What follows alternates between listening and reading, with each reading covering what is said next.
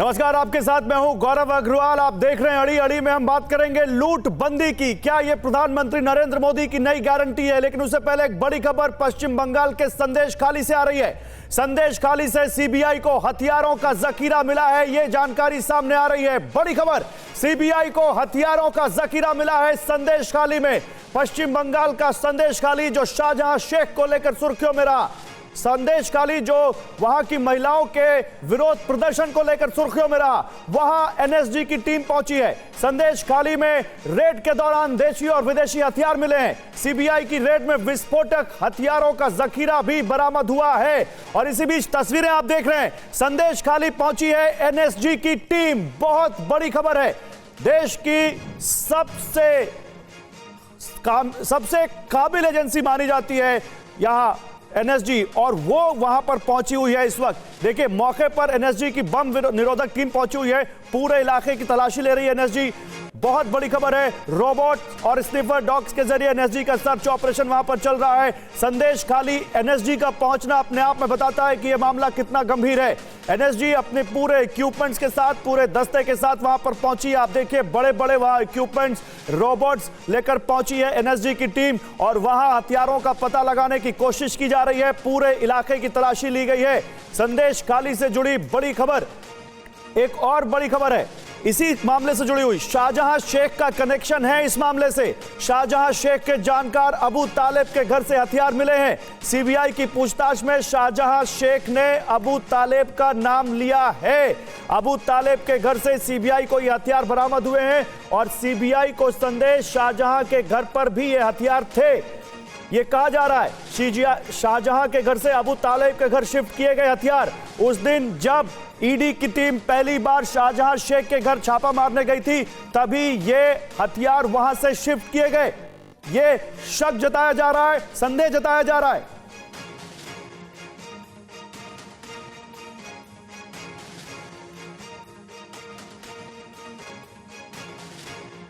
तो बहुत बड़ी खबर आ रही है संदेश खाली से जुड़ी हुई। संदेश खाली में सीबीआई को हथियारों का जखीरा मिला है। सीबीआई की टीम को वहां से विदेशी मेड इन फॉरेन हथियार मिले हैं। दूसरा, एनएसजी की टीम संदेश खाली पहुंची है, अपने वहां पर स्निफर डॉग्स के साथ वहां पर पहुंची है, और इसके अलावा एनएसजी की टीम वहां पर सर्च ऑपरेशन कर रही है। मैं आपको वो तस्वीरें दिखाऊंगा, बिग वॉल पर वो तस्वीरें दिखाऊंगा। ये देखिए कैसे रोबोट वहां पर, आप देख सकते हैं तस्वीर में, कैसे यहां पर एक रोबोट एक झोला लेकर किसी घर से बाहर आया है। शाहजहां शेख से कनेक्शन है इसका। शाहजहां शेख के घर से हथियार शिफ्ट किए गए, ये सीबीआई को संदेह है। जिस दिन ईडी की टीम सबसे पहले वहां पर पहुंची थी, संदेह है कि वहां पर से हथियार शिफ्ट किए गए। जरा बिग वॉल पर दीजिए मुझे पीसीआर, मैं वो आपको तस्वीरें दिखाता हूं। ये एनएसजी की टीम देखिए रोबोट लेकर पहुंची है संदेश खाली। ये आप देखिए बड़े बड़े बक्से, ये वो इक्विपमेंट्स हैं जिनके जरिए वहां पर रेड हो रही है, तलाशी हो रही है। ये एनएसजी के जवान आप देख सकते हैं, एनएसजी, ये ब्लैक कैट कमांडोज कहे जाते हैं, और ये वहां पर पहुंचे हैं। बम निरोधक दस्ता वहां पर पहुंचा है,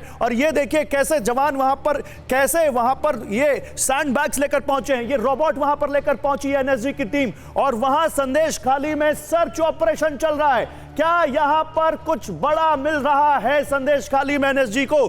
क्योंकि वहां पर कुछ हथियार मिले हैं। ये आप देखिए, ये संदेश खाली में रोबोट, ये अल्ट्रा मॉडर्न टेक्नोलॉजी से लैस एक रोबोट आपको दिख रहा है, जो संदेश खाली में इस वक्त वहां पर एनएसजी की टीम लेकर पहुंची है, और जिससे सर्च ऑपरेशन वहां पर चलाया जा रहा है। ये वही संदेश खाली है जहां शाहजहां शेख के घर ईडी की टीम छापा मारने गई थी जब उस पर अटैक हुआ था। ये वही संदेश खाली है जहां शाहजहां शेख पर उत्पीड़न करने का आरोप लगा था, लैंड ग्रैब करने का आरोप लगा था, और अभी वो कस्टडी में है, गिरफ्तार है, और वहां पर अब एनएसजी की टीम पहुंची है। रविशंकर दत्ता हमारे संवाददाता ज्यादा जानकारी के साथ जुड़ चुके हैं, जल्दी से उनसे इस बारे में जानकारी लेते हैं। रवि, एनएसजी की टीम वहां पर पहुंची है, हथियार मिले हैं, ये बहुत बड़ा मामला बन रहा है, बताइए क्या है पूरी जानकारी? देखिए, अभी फिलहाल लेटेस्ट जो जानकारी है, कुछ लोगों को बुलाया गया है जो लोग दीवार तोड़ने में माहिर है, ऐसा लोगों को बुलाया गया है अपना साजो सामान लेके। वो विजुअल्स आप देख सकते हैं हमारा चैनल पे। वो लोग जाएंगे अंदर, जो मकान है अबू तलब के, उनके घर के कुछ दीवार है जिसको तोड़ने की ज़रूरत है, ऐसा एनएसजी मानते हैं। एक विजुअल हम आपको दिखा रहे हैं हमारा दर्शक को, जहाँ पे देखा जा रहा है रोबोट एक बैग लेके निकल रहे हैं। अब वो बैग के अंदर ऐसा क्या है कि रोबोट उसको ले रहे हैं, तो इसका मतलब वो एक्सप्लोसिव हो सकते हैं, जिसको नॉर्मल हाथों से डील करना खतरनाक हो सकता है। और कोई भी ऐसा घटना घट रही है जहां पे एनएसजी को बुलाना पड़ रहा है, उसका जो प्रायोरिटी लेवल है या तो उसका जो डिग्री लेवल है वो सब कोई समझ सकता है। इस बार भी वही हुआ है। सीबीआई पहुंचती है ईडी के ऊपर। जब शेख शाहजहां के गैंग ने अटैक किया था पहली बार, उसका बाद 19 दिन खुला छोड़ दिया गया था। अभी वहां पर एनएसजी की टीम क्या कर रही, रविशंकर ये बताइए, अभी इस वक्त वहां क्या हो रहा है? देखिए मैं उसी का बात का जिक्र कर रहा था कि जो शेख शाहजहां के पास से जो सामान उस दिन हटा दिए गए थे वो अबू तलेब के घर मिला है, ऐसा मान के जा रहे हैं। सीबीआई उन्होंने उसको लिया है जिप में, लेकिन इसके बाद ऐसा कुछ एक्सप्लोसिव रह सकता है, ऐसा कुछ और सामान रख सकता है जिसके बारे में अभी कोई डिटेल्स नहीं बताया गया है, जिसके लिए रोबोट को लाना पड़ा, एनएसजी टीम को आना पड़ा। और उसके बावजूद भी और कुछ हो सकता है, ऐसा एनएसजी को भनक लगी है, जिसके चलते ऐसा लोगों को लाया गया है। वो जो शाहजहां शेख से कनेक्शन है अबू तालेब का, आप ये कह रहे हैं, क्या अबू तालेब का टीएमसी से भी कोई कनेक्शन है? जी बिल्कुल। अबू तलेब के जो उनके जो बहन या तो उनका दीदी का जो हस्बैंड है जकीउर खां, वो टीएमसी के पंचायत प्रधान है, ऐसा आरोप लगाया जा रहा है। तो अगर ये सच है तो टीएमसी के साथ इसका कनेक्शन भी यहाँ पे मिलती है। लेकिन बात यह है कि शेख शाहजहां को लेके जब सीबीआई इन्वेस्टिगेशन कर रहे थे संदेश खाली में, तब लगातार एफआईआर हुए। तो अब माना जा रहा है शेख शाहजहां को और बाकी लोगों को पूछताछ करके इसके बारे में सीबीआई को जानकारी मिली और इसके लिए अबू तलेब के घर वो पहुंचे थे। और ये वही साजो सामान है जिसने तब तो ये मामला बहुत बड़ा हो जाता है। और मेरे साथ क्योंकि इस वक्त एक पैनल है जिसमें डॉक्टर मानव जायसवाल भी हैं टीएमसी के, मैं चाहता हूं एक रिएक्शन उनसे भी लूं। शुक्रिया आपका रविशंकर इन तमाम जानकारियों के लिए। मानस जायसवाल, देखिए हम बात तो करने वाले थे, प्रधानमंत्री नरेंद्र मोदी ने क्या कोई नई गारंटी दी है, लेकिन उससे पहले संदेश खाली से आ रही है खबर बहुत बड़ी है। एक बार फिर से टीएमसी सरकार पर बड़े सवाल उठ रहे हैं। अभी तक वहां पर बात हो रही थी कि किस तरह से टीएमसी नेता शाहजहां शेख के ऊपर आरोप लगे महिलाओं के साथ यौन उत्पीड़न करने के, उनकी जमीनें छीनने के। अब यहां पर हथियार मिल रहे हैं वहां पर, और उसका भी टीएमसी से कनेक्शन जुड़ रहा है। पहले तो आप सभी को बहुत बहुत नमस्कार है। मैं भी वो अभी डेटा देख रहा था, लेकिन जिस तरीके से इतने सुंदर तरीके से आप लोगों ने फोटोग्राफी की है, मैं तो पहले ताली मारना चाहता हूं कि जितने भी एनएसजी, जितने भी ग्रुप है जो टेररिस्ट को पकड़ने के लिए लगा रहता है, इतना बड़ा छावनी बना चुके हैं आप लोग संदेश खाली को। पूरे देश की सबसे बड़ी छावनी संदेश खाली बन गई। मणिपुर नहीं पहुंच पाए, लेकिन यहाँ एनएसजी पहुंच रही है। जितने भी टेररिस्टों को पकड़ने के लिए अभी अजीत डोभाल पहुंच जाएंगे, वहां अजीत डोभाल जी भी पहुंच जाएंगे। कारण तो कुछ है नहीं। और ये जो रोबोटिक्स, ये जो थिएटरिक्स जो दिखाया जा रहा है, ये पूरा देश समझ रहा है। ये जो ड्रामा चल रहा है, क्या ड्रामा चल रहा है जी? कौन है ये शेख शाहजहां? टेररिस्ट है, गुंडा है। तो कितना बड़ा गुंडा बना रहे हैं भाई उसको दाऊद बनाना चाहते हैं आप लोग।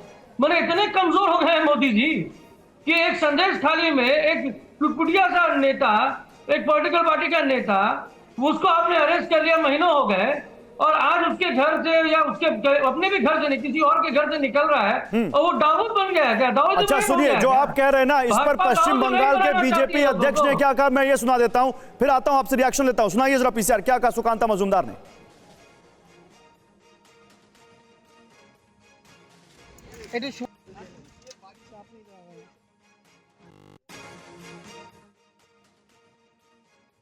देखिए, संदेश खाली बहुत ही खतरनाक मोड़ पे जा रहा है। पहले तो इतने कंट्रोवर्सी हुआ, महिलाओं के साथ रेप तक के मामले आए, उसके बाद ड्रग्स का रैकेट वहां पे आया, उसके बाद ये आर्म्स। और याद रखिएगा, जो इंफॉर्मेशन आ रहा है, जो आर्म्स रिकवर्ड हुए हैं उसमें ज्यादातर आर्म्स मेड इन फॉरेन है, यानी बाहर से मंगवाया गया है।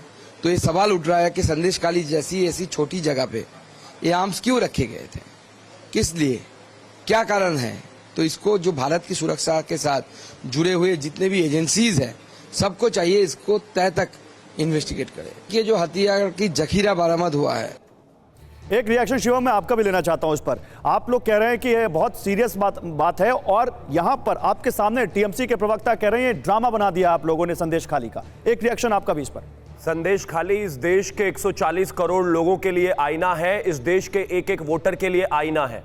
अगर अपने राज्य में आपको बम बंदूक और इस तरह की चीजें नहीं चाहिए, अगर बमों से सुरक्षित रखना है, अगर बलात्कारियों से सुरक्षित रखना है, इस तरह के आतंकवादी टाइप के लोगों से सुरक्षित रखना है और इनको बाहर रखना है राज्य से, तो भारतीय जनता पार्टी का हर एक राज्य में होना बेहद जरूरी है। आज बंगाल में जो ममता दीदी ने हालात कर दिए हैं, एनएसजी उतर रही है भाई, एनएसजी को आना पड़ रहा है। आप ये देखिए रोबोट्स को उतरना पड़ रहा है क्योंकि बम मिल रहे हैं। अभी पिछले दिनों जिस तरीके से सीबीआई की टीम पर हमला हुआ था, ये तो बम भी मारते। जब लगातार कहा गया कि हमला क्यों, वो हमला इसलिए कर पा रहे हैं क्योंकि उनके पास पता है विदेशी राइफलें और ये क्या क्या बम और न जाने क्या क्या निकल रहा है। इस तरह के लोगों को, घमंडिया के लोगों को सत्ता से बाहर रखना बेहद जरूरी है, वरना ये हिंदुस्तान को भी। ठीक है, एक जल्दी से रिएक्शन मानस जायसवाल का, फिर आते हैं अपनी लूटबंदी वाली डिबेट पर। मानस जायसवाल क्या बोल रहे हैं आप कुछ बोलना चाह रहे थे, जल्दी से। गौरव जी देखिए, शिवम जी को बड़ा सुंदर तरीके से उन्होंने बड़ा ड्रामा कर दिया, लेकिन डोंट टेक इट अदरवाइज। अगर इतना ही अगर एनएसजी सुचारू होती और इतना ही अगर सीबीआई असर होती तो पुलवामा तो नहीं होता, पठानकोट नहीं होता, उरी भी नहीं होता। तो ये ड्रामा करना देश को एक नैरेटिव सेट करने के लिए कि भाई देखो देश को डराना बंद करिए, देश डरने वाला नहीं है। ये पता चल गया कि भाजपा कितनी डरी हुई है, उनका सफाया शुरू हो गया पहले 2 फेज में। 10 सेकंड 1 मिनट मैं डिबेट पाना चाहता हूं, लेकिन 10 सेकंड एक रिएक्शन। मैं एक चीज और, मानव भाई हो गया लीडर को, अरे रुक जाओ भाई, गुंडे को आप इतना काहे एग्रेसिवली चिल्ला रहे हो? आपका भी बमों में हिस्सा था क्या? रुक जाइए जरा 10 सेकंड। मैं सिर्फ एक ही चीज कहना चाहता हूँ, मानव जायसवाल रोक दीजिए, कोई लाभ नहीं है। एक मिनट छावनी बनी हुई है, रोक दीजिए, मैं इनको ऊपर नहीं। ये आप बोल चुके हैं मानव जी आप बोल चुके हैं। अब 10 सेकंड का रिएक्शन शिवम का, उसके बाद मुद्दे पर आते हैं। मैं बस एक ही चीज कहना चाहता हूं, आप जिस तरीके से संदेश खाली में, इस देश लगातार बैकग्राउंड म्यूजिक नहीं चाहिए भाई, इतने अच्छे गायक नहीं हो, रुको जरा। मैं सिर्फ एक ही चीज कहना चाहता हूं कि संदेश खाली में जिस तरीके से महिलाओं में डर था, 12-12 साल से बलात्कार की एफआईआर नहीं हो रही थी, जिस तरीके से पूरा एरिया शाहजहां से डरता था, वो इसीलिए तो डरता था क्योंकि बम है उसके पास भाई। वहां की पुलिस उससे डरती थी, वहां के नेता उससे डरते थे। मैं तो कहता हूं ममता बनर्जी का भी जरूर कहीं ना कहीं कोई ना कोई लिंक निकलेगा इससे। कोई भी व्यक्ति अपने घर में बम बंदूक इस तरीके से खुलेआम नहीं रख सकता, बशर्ते कि उसके ऊपर वहां की पुलिस, वहां का प्रशासन, वहां की सरकार, वहां के मुख्यमंत्री का हाथ ना हो। इसमें टीएमसी सीधे तरीके से इन्वॉल्व है, वो वैसे भी इनका नेता था। चलिए इस पर आगे जो अपडेट आएगा, शिवम इस पर आगे जो अपडेट आएगा आगे इस पर बात करेंगे, लेकिन अब अपने मुद्दे पर लौटते हैं। और मुद्दा आज क्या है? लूट बंदी, मोदी की नई गारंटी, क्वेश्चन मार्क। क्यों? क्योंकि आज हम बताते हैं हम क्यों कह रहे हैं। देखिए, आज दूसरे चरण के तहत 13 राज्यों की 88 सीटों पर मतदान हुआ और जैसे जैसे चुनाव आगे बढ़ रहा है वैसे वैसे नए नए मुद्दे इस चुनाव में आ रहे हैं। प्रधानमंत्री नरेंद्र मोदी ने पहले कहा कि कांग्रेस लोगों की संपत्ति का सर्वे कराना चाहती है, उस पर कब्जा करना चाहती है। अब वो कह रहे हैं कि हम भ्रष्टाचार से लूटा गया पैसा गरीबों में बांटेंगे।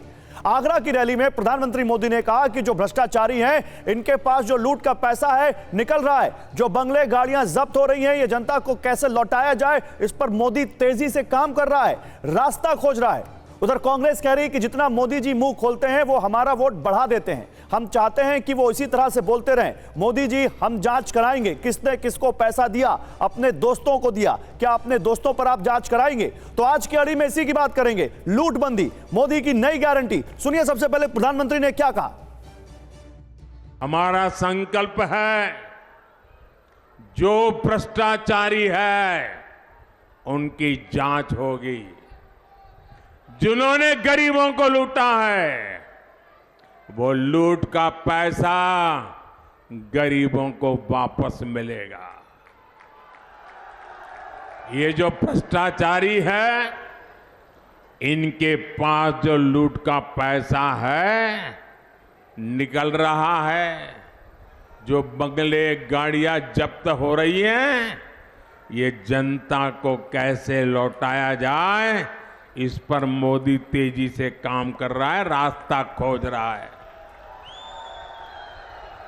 ये माताओं बहनों की बचत पर नजर गड़ाए हुए हैं, लेकिन मोदी माताओं बहनों को संपत्ति का हकदार बनाने में मैं आपका चौकीदार बन के खड़ा हूं। और इस पर बात करने के लिए मेरे साथ बीजेपी से शिवम त्यागी हैं, चरण सिंह सापरा हैं, कांग्रेस से संगीत रागी हैं, आप प्रोफेसर हैं, और इसके अलावा हमारे साथ टीएमसी से मानव जायसवाल को तो आप देख ही चुके हैं। सबसे पहले सवाल चरण सिंह सापरा आपसे, लूट का पैसा गरीबों में बांटेंगे, वो ये कह रहे हैं, और ये उनका इशारा आप ही की तरफ है, कि भ्रष्टाचार से जिन लोगों ने पैसा लूटा है उनसे लेकर गरीबों में बांट देंगे। एक तरफ वो ये कहते हैं कि कांग्रेस गरीबों का पैसा लूटना चाहती है, और दूसरी तरफ आज वो एक नई दीवार खड़ी कर रहे हैं कि हम जो पैसा लूटा गया है उसको गरीबों में बांट देंगे। क्या जवाब है इसका? देखिए गौरव जी, झूठ के बादशाह और नफरत के शहंशाह इस तरह के जुमले हमेशा बोलते रहे हैं। अरे भाई 10 साल से तो आपकी सरकार है, जिसकी सरकार होती है उसे अपना रिपोर्ट कार्ड देना पड़ता है, उसे लूट और झूठ वो सारी बातें उससे पूछी जाती है। ये 10 साल की सरकार इनकी, और सवाल विपक्ष से पूछे जा रहे हैं। खैर फिर भी मैं उत्तर देने के लिए तैयार हूं।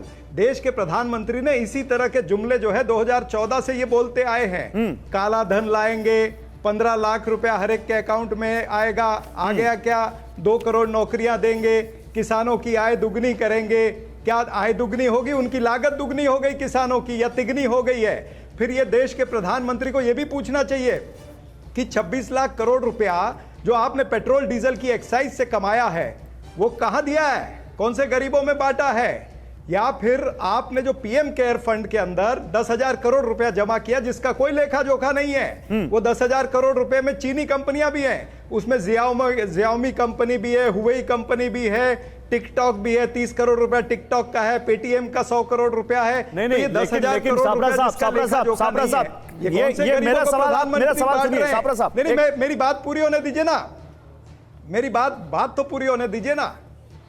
10 सेकंड और फिर देश के प्रधानमंत्री ने जो नवरत्न कंपनियां जो बेची हैं, वो स्टील अथॉरिटी है या भेल है, सेल है, रेल है, एयरपोर्ट है या पोर्ट है, ये कौन से गरीबों को बेची है भाई? कौन से गरीब का फायदा कर रहे हो? आपने कॉर्पोरेट टैक्स माफ किया तो क्या गरीबों के लिए माफ किया है? अगर आपने 16 लाख करोड़ रुपया उद्योगपतियों का लोन वेवर किया है तो क्या उससे गरीबों को फायदा हुआ है? नोटबंदी में भी आपने अमीरों का फायदा किया। नहीं, ठीक है, मैं सुनिए सापरा साहब, 10 सेकंड हो गए। सापरा साहब सुनिए, सापरा साहब सुनिए, सापरा साहब, मैं ये जो आप कह रहे हैं इसका जवाब शिवम त्यागी देंगे। मैं आपसे पूछ रहा हूं, क्या प्रधानमंत्री ने इस बीच चुनाव में आपके सामने एक ऐसा नैरेटिव खड़ा कर दिया है जहां आपको वो एंटी गरीब बता रहे हैं, एंटी पुअर बता रहे हैं? छोटा सा जवाब। अरे भाई मैंने इतनी सारी बातें बताई, कॉर्पोरेट टैक्स जो माफ किया, क्या वो पुअर लोगों के लिए किया? क्या वो गरीब लोगों के लिए किया? क्या इन्होंने जो उद्योगपतियों को कोविड के तहत जो 20 लाख करोड़ का इन्होंने वो यंत्रणा बनाई थी, ठीक है, तो वो क्या गरीब लोगों के लिए बनाई थी? ये सरकार जो है ये सूट बूट की सरकार है, ये गरीब विरोधी नरेंद्र मोदी सूट बूट की सरकार के बाद बहुत सारे चुनाव हो गए और रिजल्ट देख लीजिए। मैं शिवम त्यागी के पास जाऊंगा फिर भी। अरे छोड़िए, एक मिनट मैं बोल रहा हूं कि चरण सिंह साबरा साहब, मैं आ रहा हूं। चरण सिंह साबरा साहब 1 मिनट रुकिए। शिवम देखिए, सूट बूट की सरकार ये साफ कह रहे हैं कि जो कुछ हुआ है ये सब आप लोगों ने अमीरों के लिए किया है, इस पर जवाब दीजिएगा। मैं ये पूछ रहा हूं, ये कौन सा मैकेनिज्म है? किसको पैसा देगी आपकी सरकार? क्या कोई तरीका है? क्या किस तरह से ये भ्रष्टाचार का लूट का पैसा गरीबों में दिया जाएगा जो प्रधानमंत्री कह रहे हैं? देखिए, सापड़ा जी का सुपड़ा साफ हो गया है। जिस तरीके से पिछले चुनाव में बुरा हाल रहा है, जिस तरीके से पहले फेज में बुरा हाल रहा है, जिस तरीके से आज दूसरे फेज में भी बुरा हाल है, जिस तरीके से 2014 में हमने जीती थी 46 सीटें, इन 88 में से 2019 में हमने 55 जीती थी, इस बार उससे भी ज्यादा जीत रहे हैं।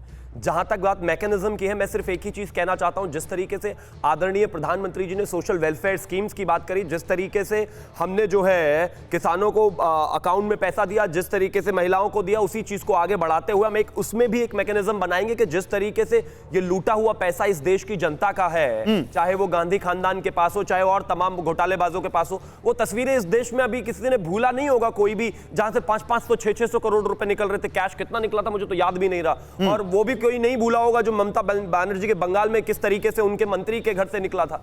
इस देश में जिस तरीके से आजादी के बाद से सरकारों में कलेक्टिव लूट रही है, उस पैसे को निकालने का और जनता को देने का समय आ गया है। लोगों ने बहुत ये कह रहे हैं जनता से जो लूट रही है उसका पैसा निकालने का वक्त आ गया है। पवन खेड़ा या कांग्रेस पार्टी ये कह रही है कि प्रधानमंत्री जितना बोलते हैं उतना हमारा वोट बढ़ा देते हैं, जितना प्रचार हम नहीं कर पाए अपने मैनिफेस्टो का उतना तो प्रधानमंत्री ने कर दिया। वो बेचारे राहुल गांधी के बारे में ऐसा बोल रहे हैं। एक्चुअली होता यही है, राहुल गांधी जब भी बोलते हैं कांग्रेस के वोट तो घटाते ही घटाते हैं, अपने बढ़ा देते हैं। मेरे देश के प्रधानमंत्री जी ने तो जब से बोलना, बताना और सच्चाई बतानी कांग्रेस की शुरू करी है, तब से बिल्कुल जमीन में चले गए, पाताल लोक चले गए।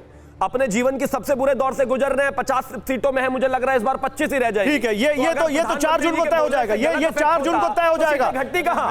ये 4 जून को तय हो जाएगा। लेकिन मानव जायसवाल, ओके मानव जायसवाल, क्या गरीबों में हम भ्रष्टाचार का पैसा बांटेंगे? इसकी शुरुआत तो पश्चिम बंगाल से ही हुई थी।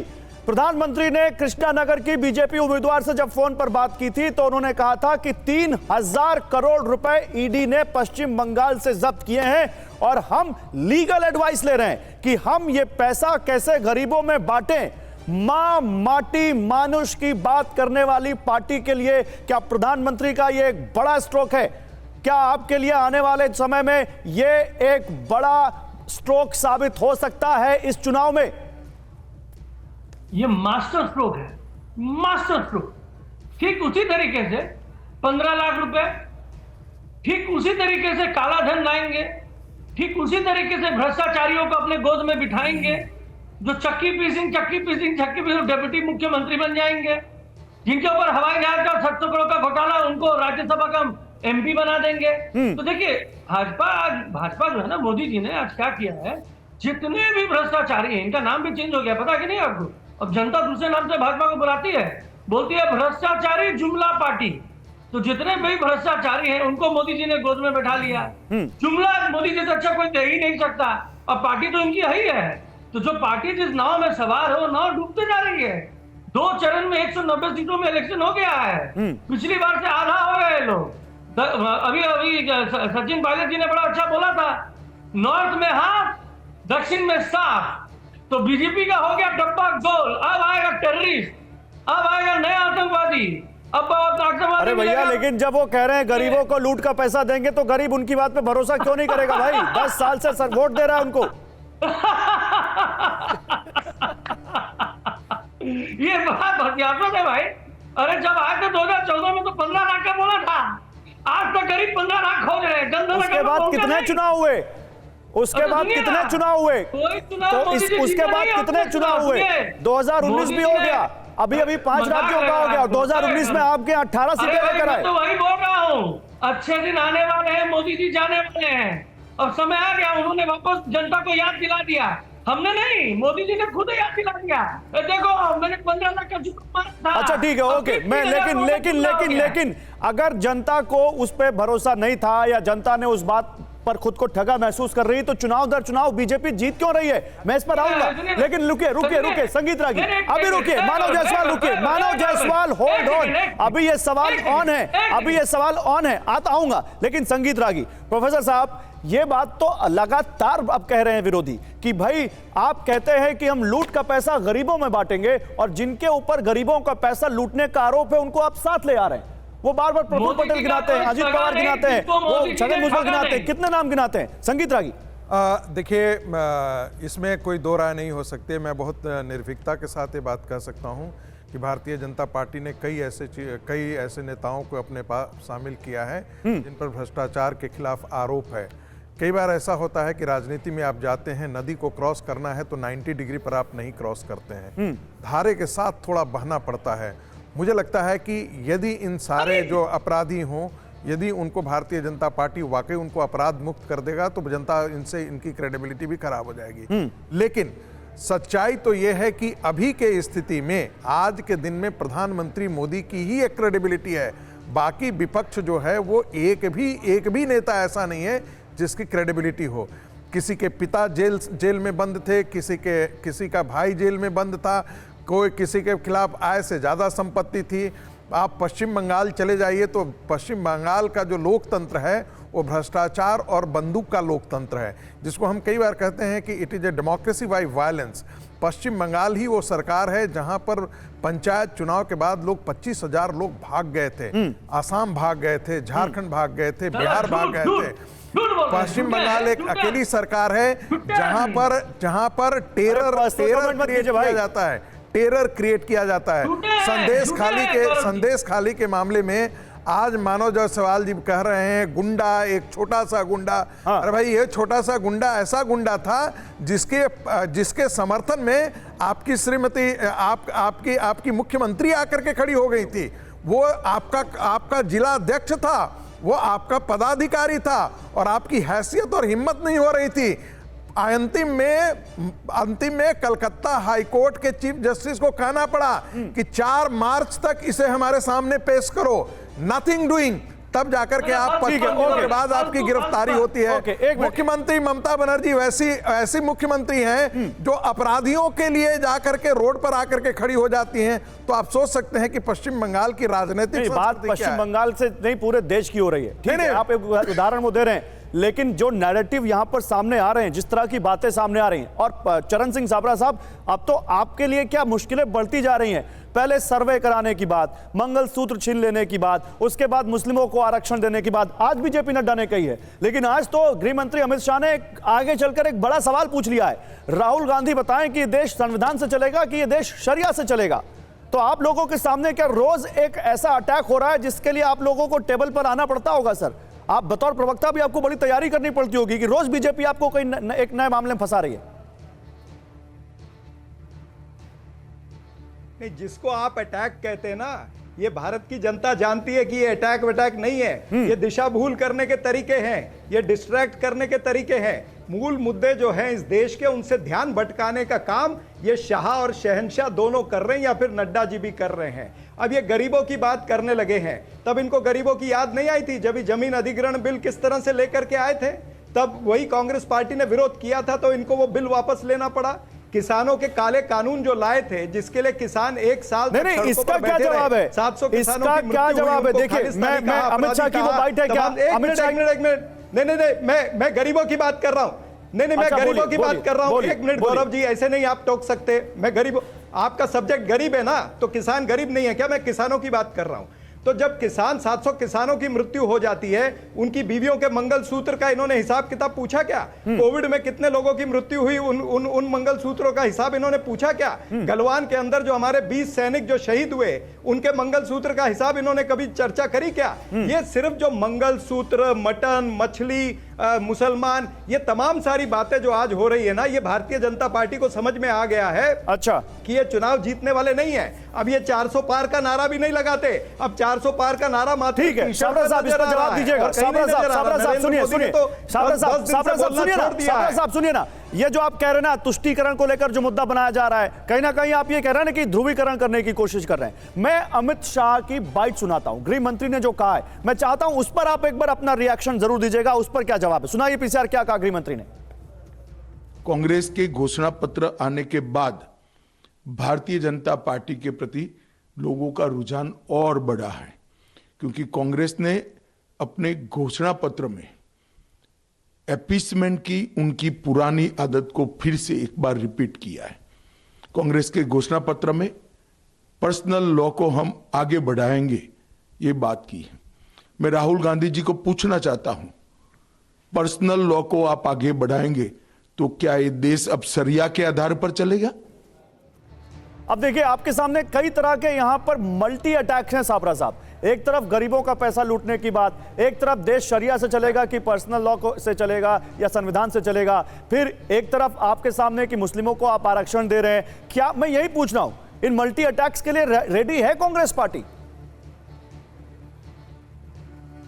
भाई, मैंने एक नहीं आपको 25 उदाहरण दे दिए जिससे गरीबों को भारतीय जनता पार्टी और मोदी सरकार ने लूटा है, फिर भी आप वही सवाल पूछ रहे हैं। आप भी नैरेटिव बनाना चाहते हैं क्या इनका? ऐसा नहीं होगा, क्योंकि जनता जानती है कि ये झूठे हैं, ये जुमलेबाज हैं, और ये जिस तरह से शरिया की बात करते हैं, मैं आपको कह देता हूं कि भाई ये तो संविधान के हिसाब से देश चलेगा। आज हमारा जो मैनिफेस्टो है वो 5 न्याय की बात कर रहा है और 25 गारंटी की बात कर रहा है। 5 न्याय क्या है? नारी न्याय तो कहां है उसमें? वो संविधान से ही होगा ना। उसमें युवा न्याय है, आपने जो कहा, मैं यही सवाल पूछ लेता हूं बीजेपी से। ये आप कह रहे हैं कि मैं आपकी बात नहीं कर रहा, ये सभी धर्मों के लोगों के लिए है ना, किसी एक सर विशेष के लिए मेरा तो आप नहीं है। सवाल सुनिएगा ध्यान से, और मैं बीजेपी से पूछ रहा हूं, और फिर मैं आपसे आपका जजमेंट चाहूंगा कि मेरा सवाल बीजेपी से सही था कि नहीं। आप बताइए शिवम, ये कह रहे हैं बार बार, ये वॉल्यूम कम हो गया, ये बार बार कह रहे हैं कि आपने 15 लाख की बात कही थी और फिर आपने कह दिया कि वो जुमला है, तो आपकी इस बात पर कैसे भरोसा कर लेगी जनता? देखिए, सबसे पहले तो मैं एक चीज कहना चाहता हूं कि कांग्रेस वालों, 58 साल इस देश में गरीब, किसान, महिला, युवा ने आपको चुना। इस देश का क्या हाल आपने किया, इस देश में क्या माहौल आपने बना दिया था, किस तरीके से भ्रष्टाचार पीक पे था, अब उसके बारे में तो बात मत करो, जनता नहीं आपको चुनने वाली। एक बात। दूसरा, इन्होंने कहा कि हमारी न्याय की गारंटी है। एक बात की गारंटी कांग्रेस की है, मैं इस बात से इनके पूर्णतः सहमत हूं। इस देश में मुस्लिम लीग ने आज से 100 साल पहले क्या किया था, ये ढूंढ ढूंढ कर लाते हैं और तुष्टीकरण करने के लिए, मुस्लिम अपीजमेंट करने के लिए वही चीजें अपनी मैनिफेस्टो में डालते हैं। मतलब कमाल की बात देखिए, ये अभी तो यहां बैठकर कह रहे हैं कि संविधान से चलेगा देश, वो तो चलेगा, लेकिन भाई किसके पर्सनल लॉज को आप मजबूत करना चाहते हैं? इनको यहां 3 तलाक भी वापस लाना है, इनको यहां पर जो है इस देश में शरिया कानून भी चलाना है, इनको यहां पर तमाम ऐसी चीजें करनी है, जितना अपीज कर सकते हैं करें। हम हिंदू मुस्लिम नहीं कर रहे हैं, लेकिन अगर आप मैनिफेस्टो में लिखकर आप कह रहे हैं हम हिंदू मुस्लिम नहीं कह रहे, करेंगे तो आप कह रहे हैं शिवम, आप कह रहे हैं हम हिंदू मुस्लिम नहीं कह रहे। आज सुबह ही वहां पर जेपी नड्डा जी आए, उन्होंने कहा, पूरा बताया कि 2011 में यूपीए 2.0 के दौरान माइनॉरिटी अफेयर्स मिनिस्ट्री ने ओबीसी कोटा के भीतर 8.4% सब कोटा का प्रस्ताव रखा, जिसमें मुसलमानों के लिए 6% आरक्षण शामिल था। तो आप तो मुसलमानों की बात कर ही रहे हैं। हमारे गरीबों का, हमारा ओबीसीज का, एससी का, एसटी का हक ये खा जाएंगे, उनका आरक्षण लूट लेंगे, और मेरी पार्टी के अध्यक्ष इस बारे में बात ना करें। तेलंगाना में 4% आरक्षण इन्होंने दिया कि नहीं दिया, वो कहां से गया? अगर मैं कर्नाटका की बात करूं तो 930 सीटें थी पीजी मेडिकल की, उसमें से 150 सीटें रिजर्व करके मुस्लिमों को दे दी, जो कि टोटल 16% बनता है। वो कहां से गया? ओबीसीज का हक खा गए। इसी तरीके से इन्होंने तमाम जगह पे नहीं किया क्या? अगर मैं बात करूं आंध्रा में 4 से 14 के बीच में इन्होंने 5 बार जो है मुस्लिमों के लिए आरक्षण को पुश नहीं किया क्या? ठीक है। 2004 से 14 में यूपीए 1, यूपीए 2 में 4 बार इन्होंने मुस्लिमों के लिए आरक्षण पुश नहीं किया क्या? चरण सिंह साहब जवाब देंगे। युवा, एससी, एसटी, ओबीसी, ये तो सबका हक खा जाएंगे। ठीक है, चरण सिंह साहब जवाब दीजिए। चरण सिंह साहब जवाब दीजिए। देखिए गौरव जी, 2 सवाल नहीं है, बताइए इस देश में मतलब सब मुस्लिमों को ही दोगे क्या? नहीं, सापला जी मुस्लिमों को ही दोगे, और कोई माइनॉरिटी नहीं है यहाँ पर कि संविधान नहीं, पॉइंट पर जवाब दीजिए। अरे भाई सुनना ना यार, 3 तलाक भी लाओगे। अरे खाली ऐसे ही मत बोलते जाओ। नहीं, शाबानों के दुश्मन भी बन जाओगे, छोड़ो ना, अभी कुछ करोगे, गौरव भाई ये निर्णय भी पलट दोगे। अरे इनकी आवाज थोड़ी डाउन करिए ना गौरव जी। इस तरह से आपकी डिबेट चलेगी तो कैसा चलेगा भाई? एक ही आदमी बोलेगा क्या? मोनोलॉग है कैसे भी क्या? चल नहीं रहा कांग्रेस का कुछ भी। अरे तो ठीक है, डिबेट में तो बोलने दीजिए, मजबूरी है। मोनोलॉग है क्या? चरण सिंह साहब गौरव जी आप बता दो, सावरा साहब बोलिए। आप इस डिबेट को मोनोलॉग करके चलाना चाहते हैं? सीटों के आधार पर डिबेट थोड़ी ना हो रही है। देखिए दो बातें उत्पन्न हुई है। एक तो संविधान की, भाई संविधान बदलने की बात किसने की? कांग्रेस पार्टी ने तो नहीं की, इन्हीं के ज्योति मिर्दा ने की, इन्हीं के अनंत हेगड़े ने की है, इन्हीं के वो लल्लू सिंह ने करी है, इन्हीं के अरुण गोविल ने की है। भाई आपके उम्मीदवार सांसद हैं और पूर्व केंद्रीय मंत्री कहते हैं हमको 400 पार दे दो, हम संविधान बदलना चाहते हैं, और संविधान बदलने का इल्जाम हमारे पे लगाते हैं। छोड़ दीजिए, ये खारिज हो गई चीज। दूसरी बात, मुसलमानों के रिजर्वेशन पे आता हूं। जिस कर्नाटका के रिजर्वेशन की आप बात कर रहे हैं, वो तो देवी गौड़ा ने 1995 में लागू करा था, और वो बिल्कुल इकोनॉमिकली वीकर सेक्शन के हिसाब से किया था। उसके बाद 16 साल आपकी भी सरकार आई है कर्नाटक के अंदर, तो आपने तभी क्यों नहीं उसको खारिज कर दिया? तो ये जो आपके हाथी के दांत खाने के और दिखाने के और है ना, ये जनता जानती है। उसको उस चीज को कहीं भी आपके सहयोगी से लेना चाहता हूं। सुप्रीम कोर्ट के अंदर बाद में खारिज करने के बाद में जब कुछ लोग सुप्रीम कोर्ट में गए हैं, तो आपने इस रिजर्वेशन के खिलाफ, कर्नाटका सरकार के खिलाफ, आपकी सरकार ने ही वहां पर एफिडेविट दिया था। एक मिनट शिवम, बोमई ने एफिडेविट दिया था कि हम मानव इसको इस तरह से बंद नहीं करना चाहते, हम इसका अल्टरनेट रास्ता ढूंढ रहे हैं। पोजीशन क्लियर कर दी। चरण सिंह साहब साहब एक मिनट, एक मिनट रुकिए। अभी तेलंगाना पर जवाब देंगे। नहीं, मैं एक जवाब उनके गठबंधन के सहयोगी से लेना चाहता हूं। छोड़कर भाग गए। मानव जायसवाल, क्या आपको लगता है कि बीच चुनाव में बीजेपी ने जो मुस्लिम आरक्षण का मुद्दा उठाया है, ये आपके लिए भी घातक हो सकता है? ये पूरे इंडिया गठबंधन के लिए घातक हो सकता है? क्या कहना है आपका? पता है क्या हुआ है? इनके जो प्रचार मंत्री है ना, सबसे बड़े प्रमुख प्रचार है मोदी जी, आज पता नहीं क्या हो गया है, 2024 इलेक्शन, वो सारे ऑपोजिशन की अच्छी चीजों को ही प्रचार कर रहे हैं, जिससे ऑपोजिशन को फायदा हो। आज जो मोदी जी जिस चलन पे आ गए हैं, भाई 15 लाख का जुमला से लेके 3000 करोड़ हम जनता में बांट देंगे, फिर वो बोलते हैं भ्रष्टाचारियों के बारे में। पूरी जनता जागरूक हो रही है। ये जो मुस्लिम आरक्षण की बात कर रहे हैं, सब जनता जान रही है कि भाई इनका जुमला अब खत्म हो रहा है। इनके पास ना कोई ऐसी तत्व है कि भाई हमने 10 साल में ये किया। जब वो ये कहते हैं कि गरीबों का पैसा ये लूट लेंगे, जब वो ये कहते हैं कि गरीबों का पैसा लूट लेंगे, दलितों आदिवासियों का आरक्षण खा जाएंगे, तो आपको लगता नहीं कि इसका असर पड़ेगा आपके गठबंधन के ऊपर भी, कि भाई ये किसके साथ खड़े हैं जो हमारा आरक्षण खा जाएगा, जो हमारा पैसा लूट लेगा? सुनिए सुनिए सुनिए, आज के डेट में मोदी जी के कोई भी भाषण को इनसे एक चीज बच्चा कहलवा भी दीजिए कि 10 बार लोगों को जो पूछता आरक्षण है, कांग्रेस ने इनको दिया वो भरोसा गलत करे दिया कि है, नहीं एक बार करे। कहलवा दीजिए आप इनसे। रुकिए ना, क्या इतना तत्पर हो जाते हैं, बहुत उतारू हो जाते हैं। अरे भाई आपके नेता इतने उतारू अच्छा, हैं। बीजेपी आपसे ये पूछ रही है कि धर्म के आधार पर आरक्षण होना चाहिए क्या? बीजेपी आपसे पूछ रही है धर्म के आधार पर आरक्षण होना चाहिए क्या? नहीं होना चाहिए। नहीं होना चाहिए। तो फिर नहीं होना कांग्रेस शासित राज्यों में जो आरक्षण है वो सही है गलत है? नहीं, कांग्रेस क्या करे, तो कांग्रेस का प्रवक्ता हूं मैं तो जानना चाहता हूं कि मोदी जी को अभी साथी तो है। करने की क्या अरे गठबंधन में तो हैं, मैं तो गठबंधन का ही सवाल पूछ रहा हूं। अरे मैं गठबंधन के लिए, मैं मैनिफेस्टो में नहीं हूं, हमारे मैनिफेस्टो में नहीं है, हमने भी मैनिफेस्टो। अच्छा चलिए ठीक है, मत बोलिए गठबंधन के लिए, मत बोलिए गठबंधन के लिए। ये बताइए, आप कह रहे हैं कि देश में धर्म के आधार पर आरक्षण नहीं होना चाहिए, आप ये कह रहे हैं? सुनिए, मैं क्या कह रहा हूं, मैं ये कह रहा हूं कि मुझे अभी पता चल रहा है कि भाई 2024 में मोदी जी को हिंदू मुस्लिम करना पड़ रहा है। मोदी जी राम भक्त अभी आपने कहा था नहीं होना चाहिए, अब आप घुमा क्यों रहे हैं? नहीं, हम तो सही बोल रहे हैं, नहीं होना चाहिए। नहीं होना चाहिए ना? साबरा साहब आपके सहयोगी कह रहे हैं धर्म के आधार पर आरक्षण नहीं होना चाहिए। अरे हमको एक बात बताइए। एक मिनट रुकिए, धर्म के आधार पर आरक्षण नहीं होना चाहिए। साबरा साहब, धर्म के आधार पर अगर आरक्षण दिया जाता है तो उस आरक्षण को चैलेंज किया जाएगा, वो खारिज हो जाएगा। अगर तेलंगाना की भी बात कर रहे हैं तो धर्म के आधार पर नहीं दिया है, इकोनॉमिकली वीकर सेक्शन के हिसाब से दिया है। और देवी गौड़ा जिन्होंने ये लागू किया था कर्नाटका में 95 में, वो तो आज भारतीय जनता पार्टी के साथ है, वो नरेंद्र मोदी की गोद में बैठे हुए हैं। उनको भी पूछेंगे तो वो भी कहेंगे कि इकोनॉमिकली वीकर सेक्शन के हिसाब से दिया गया है, टू बी कैटेगरी बना करके दिया गया है। ये भारतीय जनता पार्टी के प्रवक्ता बिना पढ़े लिखे आ जाते हैं, इनको ठीक है, कोई भारतीय जनता पार्टी के प्रवक्ता जवाब देंगे, लेकिन पहले संगीत रागी। और ये कुछ भी बोलते जाएंगे, जाके तेलंगाना में पूछ लीजिएगा, इकोनॉमिकली वीकर सेक्शन के हिसाब से दिया गया है। रुकिए, संगीत रागी के आधार पर नहीं दिया गया है। संगीत रागी दिया था तो इसी आधार पर दिया था। अब देवी गौड़ा के साथ में अपने अलायंस क्यों किया? अगर हम कर्नाटका में अगर हमने गलती की है तो आप देवी गौड़ा के साथ में मानव जायसवाल आपको डर नहीं है?